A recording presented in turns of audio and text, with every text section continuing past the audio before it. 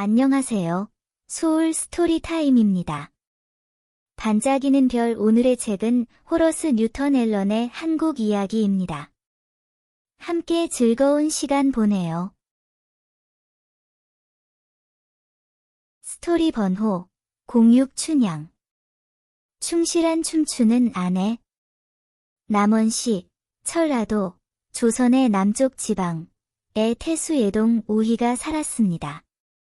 그는 16살 아들의 행복한 아버지였습니다. 외동아였기 때문에 당연히 많은 사랑을 받았습니다. 그러나 그는 평범한 청년이 아니었습니다. 잘생기고 남자다운 얼굴과 튼튼한 체구 외에도 똑똑하고 재치 있는 두뇌를 가지고 있었고 천성적으로 총명했습니다. 이보다 더 효도하는 아들은 찾을 수 없었습니다. 그는 아버지의 거처 뒤편에 있는 집에 살았고 책에 열중했으며 매일 저녁 아버지에게 경의를 표하고 즐겁고 상쾌한 잠을 자기를 바란다고 말했습니다. 그리고 아침에 아침 식사 전에 아버지에게 가서 오늘이 어땠는지 물었습니다. 태수는 남원 지구를 통치하도록 임명된 지 얼마 되지 않아 기록될 사건이 발생했습니다. 겨울철은 대부분 실내에서 보냈지만 온화한 봄 날씨가 다가오고 새싹이 피어나 즐거운 새들의 노래에 예토령 또는 토아들령은 나가서 자연을 즐겨야겠다고 생각했습니다. 땅 속 구멍에 파묻힌 동물처럼 그는 기뻐하며 나왔습니다. 밝은 노란색 새들이 버드나무에서 그를 환영했고 부드러운 바람이 그의 뺨을 날렸고 공기의 신선함이 그를 들뜨게 했습니다. 그는 팡산, 시종을 불러 주변 경치에 대해 물었습니다. 하인은 그 지역의 토박이었고 그 장소를 잘 알고 있었습니다. 그는 경치가 특히 귀중하다고 여겨지는 다양한 장소를 열거했지만 하지만 모든 희귀한 경치 중에서 강할루가 가장 희귀합니다. 8개 지방의 관리들이 경치를 즐기러 왔고 사원은 그들이 그 장소를 칭찬하며 남긴 구절로 뒤덮여 있습니다. 라고 결론지었습니다. 좋습니다. 그럼 우리는 거기로 가겠습니다. 톡가 말했습니다. 룽, 너 가서 내 리셉션을 위해 장소를 청소해. 하인은 서둘러 성전을 청소하고 깨끗한 매트를 깔라고 명령했고 젊은 주인은 주변의 모든 것의 신선함과 새로운 생명에 거의 취한 채로 천천히 걸어갔다. 산비탈을 길고 지루하게 오르다가 그곳에 도착한 그는 거대한 베개 같은 쿠션에 몸을 던지고 눈을 반쯤 감은 채 향기롭고 향기로운 봄의 서풍과 함께 그 풍경의 아름다움을 즐겼다. 그는 하인을 불러 그의 취향을 칭찬했고 아름다운 경치를 찾는 신들이라면 이보다 더 좋은 곳을 찾을 수 없을 것이라고 선언했다. 그러자 그 남자는 이렇게 대답했다. 그게 맞아요. 사실 영혼들이 이곳의 아름다움 때문에 이곳을 자주 찾는다는 건 잘 알려진 사실이죠. 이렇게 말하면서 토령은 몸을 일으켜 한 팔에 기대어 한쪽을 바라보고 있었는데 마치 방금 언급한 영혼 중 하나인 듯 아름다운 소녀의 환영이 공중으로 치솟더니 곧 인접한 안뜰의 덤불 속으로 사라져 버렸다. 그는 검은 천둥구름과 같은 머리카락에 둘러싸인 천사의 얼굴, 매혹적인 아름다움의 목, 눈부신 비단의 눈부신 모습을 혼란스럽게 그려낼 수 있었다. 그 모든 것이 사라져 버린 후였다. 그는 놀라움에 말을 잃었다. 그곳에 자주 드나드는 영혼 중 하나를 봤을 것이라고 확신했기 때문이다. 하지만 말을 하기도 전에 환영이 다시 나타났고 그때서야 그것은 단지 문간에서 흔들리는 아름다운 소녀에 불과하다는 것을 알 수 있었다. 그는 움직이지 않았고 거의 숨을 쉬지 않았지만 튀어나온 눈으로 앉아서 지금까지 본 것 중 가장 아름다운 광경을 흡수했다. 그는 잘생기고 웃는 얼굴, 거대한 산호핀으로 꼬여 뒤로 묶인 비단 같은 검은 머리카락을 주시했다. 그는 화려한 옷에 반짝이는 보석, 섬세한 하얀 손, 그리고 바람이 소매를 뒤로 날리는 둥근 팔을 보았습니다. 그리고 그녀가 야생적인 장난으로 더 높이 날 때, 오, 기쁨. 하얀 스타킹에 쌓인 두 개의 작은 맨발이 복숭아 꽃 사이로 솟아올라 그녀 주변에 소나기가 쏟아졌습니다. 장난이 한창일 때 그녀의 머리핀이 느슨해져 떨어져 그녀의 검은 머리카락이 어깨에 떠다니게 되었습니다. 하지만 아쉽게도 값비싼 장식품이 바위에 떨어져 깨졌습니다. 왜냐하면 톡가령은 그가 앉은 곳에서 날카로운 딸깍거리는 소리를 들을 수 있었다. 이것으로 스포츠는 끝났고 작은 하녀는 사라졌고 무해한 스프링 운동으로 청년의 가슴에 일으킨 동요를 전혀 의식하지 못했다. 무언가를 보았는지 물었습니다. 그는 아직도 그의 마음이 꿈나라에 가까이 떠돌고 있는 것이 두려웠기 때문입니다. 몇 가지 농담을 한 후 하인은 소녀가 스윙하는 것을 보았다고 자백했고 그러자 그의 주인은 그녀의 이름을 요구했습니다. 그녀는 율입니다. 마흐의 딸, 이 도시의 기상, 공중 무용수, 이어 그녀의 이름은 춘양예, 향기로운 샘입니다. 야. 대단하구나. 그녀를 보고 그녀가 나를 위해 노래하고 춤추게 할 수 있겠구나. 톡가 외쳤다. 령. 가서 당장 불러. 노예야. 그 남자는 좋은 길과 나쁜 길을 모두 달리며 언덕을 오르내리며 가면서 헐떡거렸다. 인접한 단지의 여자 구역 뒤쪽이 가까이에 있었지만 입구에 도달하려면 긴 순환을 해야 했다. 숨이 차서 그는 문을 두드리며 그 소녀의 이름을 불렀다. 그녀는 소리가 그녀의 주의를 끌었을 때 나에게 전화를 거는 사람은 누구야? 라고 물었다. 아, 누구든 상관없어요. 지친 남자가 대답했다. 큰 사업이에요. 문을 열어주세요. 당신은 누구이고 무엇을 원합니까? 나는 아무도 아니고 아무것도 원하지 않습니다. 그러나 얘 토령은 도사의 아들인데 향기로운 샘을 보고 싶어 합니다. 누가 얘 토에게 말했나요? 내 이름이 뭐예요? 누가 그에게 말했는지는 중요하지 않아. 그가 널 아는 것을 원하지 않았다면 왜 그렇게 공개적으로 스윙을 했니? 위대한 사람의 아들이 휴식을 취하고 아름다운 경치를 보기 위해 여기 왔어. 그는 내가 스윙하는 것을 보았고 그 이후로는 아무것도 볼 수 없어. 너는 가야 하지만 두려워할 필요는 없어. 그는 신사이고 너를 잘 대할 거야. 내가 스윙하는 것처럼 춤추는 것도 그가 좋아한다면 그는 너에게 풍성한 선물을 줄 거야. 그는 그의 아버지의 외아들이니까. 그녀는 운명이 그녀를 자신에게 맞든 맞지 않든 귀족을 대접해야 하는 직업에 두었다는 것을 자랑스러운 마음으로 후회하며 머리를 빗고 정돈하고 띠를 조이고 어수선한 옷을 정돈하고 이 지방에서 가장 잘생기고 재능 있는 젊은 귀족에게 소개될 허영심 많은 여성이라면 누구나 바라는 대로 보이도록 준비했습니다. 그녀는 하인을 천천히 따라가 토에 도착했습니다. 령의 정거지. 하인이 그녀의 도착을 알리는 동안 그녀는 기다렸다. 왜냐하면 기상은 초대 없이 귀족의 면전에 들어가서는 안 되기 때문이다. 하지만 령은 너무 흥분해서 그녀를 초대할 수 없었고 그의 하인이 그를 재촉해야 했는데 그는 자신의 흥분에 웃으며 그녀에게 들어와 앉으라고 기분 좋게 권했다. 당신의 이름은 무엇입니까? 그가 물었습니다. 그녀는 제 이름은 춘향예입니다. 라고 말했는데 그 목소리는 주머니 속에서 은이 울리는 것 같았습니다. 몇 살이에요?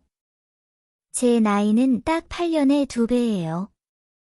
아하, 이제 침착해진 소년이 웃으며 말했다. 얼마나 행운인가. 너는 8살이고 나는 4살이야. 우리는 같은 나이야. 너의 이름, 향기로운 봄은 너의 얼굴과 똑같아. 정말 아름다워. 너의 뺨은 부드러운 봄을 알리는 마하의 꽃잎과 같아.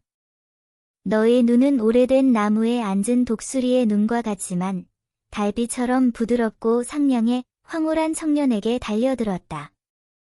너의 생일은 언제야? 제 생일은 음력 4월 8일 자정이에요.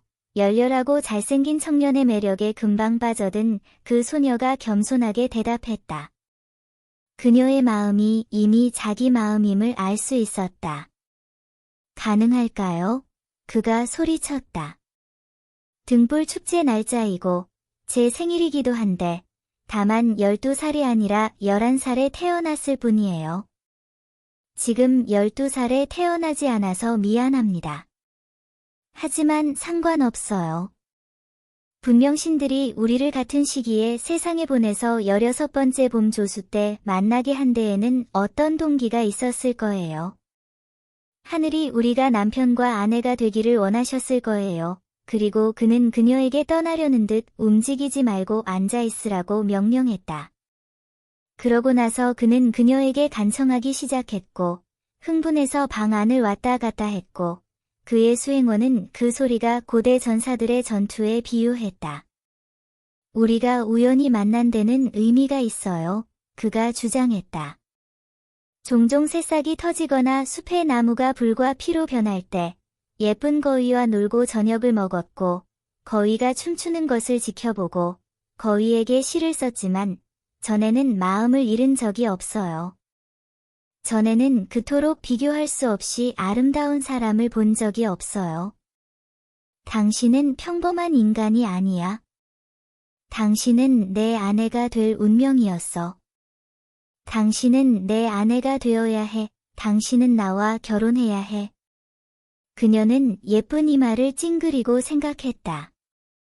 그녀는 어리석고 어리석은 사람이 아니었고 그녀의 마음은 이 폭풍우 같은 연인에게 거의 아니 완전히 사로잡혔지만 그녀는 그의 눈먼 사랑이 그가 보지 못하게 하는 곳을 보았다. 알다시피요. 그녀가 말했다. 귀족의 아들은 부모의 동의 없이는 기상과 결혼할 수 없어요. 저는 제 이름이 기상이라는 걸 알고 있고 운명이 그렇게 정해놓았지만 그럼에도 불구하고 저는 명예로운 여성이고 항상 그랬고 앞으로도 그럴 거라고 생각해요. 물론이죠. 그가 대답했다. 우리는 6가지 관습의식, 부모의 준비, 서신 교환, 계약, 선물 교환, 예비 방문, 본식을 거행할 수는 없지만 그래도 사적으로 결혼할 수는 있습니다. 아니, 그럴 수 없어. 내 아버지는 동의하지 않을 거고 우리가 비밀리에 결혼하고 내 아버지는 다른 곳에서 임무를 수행하라는 명령을 받는다면 너는 감히 나를 데려갈 수 없을 거야. 그러면 너는 어떤 귀족의 딸과 결혼할 거고 나는 잊혀질 거야. 그럴 수 없어. 그럴 수 없어. 그녀는 일어나서 떠났다. 머물러라. 머물러라. 그는 간청했다. 너는 나에게 불의를 행하고 있어. 나는 결코 너를 버리지 않을 거고 다른 사람과 결혼하지 않을 거야. 맹세해.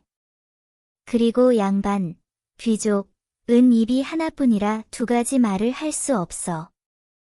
우리가 이곳을 떠난다 해도 나는 너를 데려갈 거고 아니면 곧 너에게 돌아올 거야.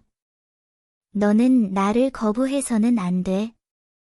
하지만 만약 당신이 마음을 바꾸거나 약속을 잊는다면 마른 입에서 튀어나와 곧 사라지지만 잉크와 종이는 더 오래 갑니다. 당신의 약속을 글로 적어주세요. 그녀는 말한다. 청년은 즉시 종이와 붓을 집어들었다. 잉크를 잘 문지른 후 그는 이렇게 썼다. 비망록입니다. 봄의 경치를 즐기고 싶어서 강한루에 왔습니다. 그곳에서 처음으로 하늘이 보낸 신부를 보았습니다. 처음 만나서 100년 동안 그녀의 충실한 남편이 되기로 맹세합니다. 만약 내가 변한다면 이 종이를 판사님께 보여주세요. 그는 조심스럽게 원고를 접어 그녀에게 건네주었다. 그녀는 그것을 주머니에 넣으면서 이렇게 말했다. 마른 다리가 없지만 수천 마일을 날아다닐 수 있습니다. 만약 이 일이 당신 아버지의 귀에 들어갔다면 당신은 어떻게 하겠습니까? 걱정하지 마세요. 제 아버지는 한때 젊으셨고 누가 알겠지만 저는 그의 어린 시절의 모범을 따르고 있을지도 모릅니다. 저는 당신과 계약을 맺었고 지금은 결혼했습니다.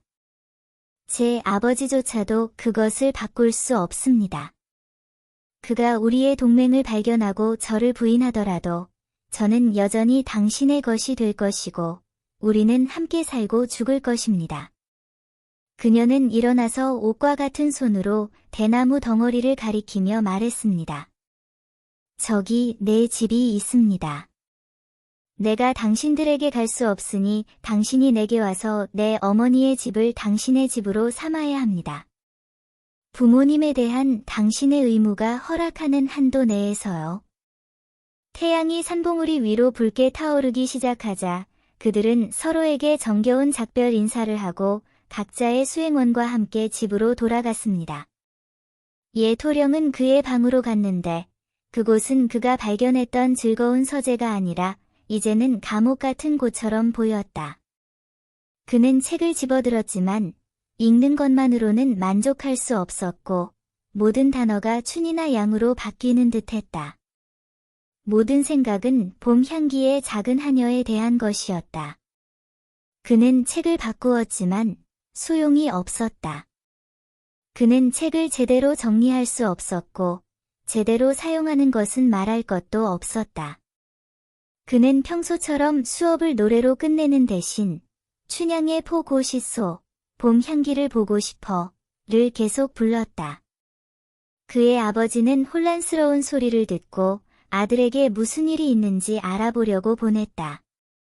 그 소녀는 7년 가뭄이 지나고 마른 땅이 비를 부르듯 내 마음은 춘향예를 갈구한다. 그의 얼굴은 9년 비가 내린 후 땅에 내리쬐는 햇살과 같다. 라고 노래했다. 그는 하인들의 말을 전혀 듣지 않았고 곧 그의 아버지는 그의 전속 비서를 보내서 그 소년이 계속 노래하라고 요구했다. 보고 싶다. 보고 싶다. 토령은 재미없는 책을 읽고 있고 다른 책을 찾고 있다고 대답했습니다.